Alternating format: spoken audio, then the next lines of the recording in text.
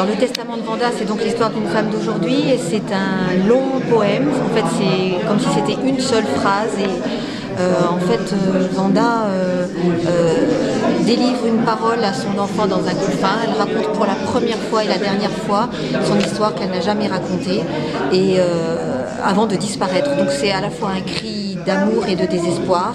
C'est dur et très beau à la fois.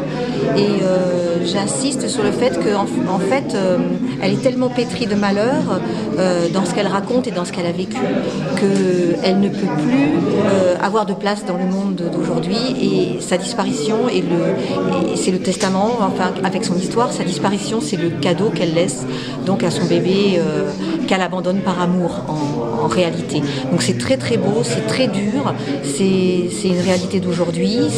Ça nous renvoie aussi à nous, notre responsabilité en tant que citoyens face à des SDF dont on ne connaît absolument pas le parcours.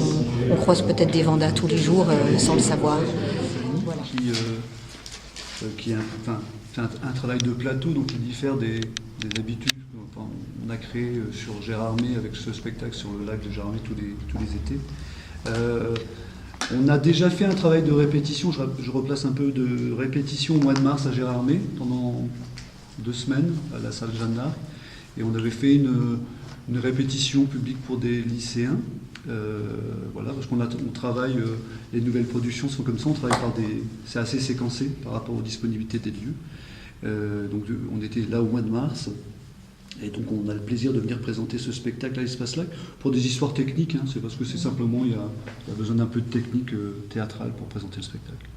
Le testament de Vanda, c'est, pour revenir au propos même, c'est une histoire banale de notre temps, à savoir une femme qui s'appelle Vanda, qui est dans un centre de rétention à Paris et qui va s'adresser à son enfant qu'elle surnomme Belette. Elle ne lui a pas donné de nom et elle lui raconte toute son histoire. Donc c'est un récit qui est aussi entre un présent qui se situe à Paris dans un centre de rétention et un passé où elle raconte son histoire, tout ce qu'elle a vécu.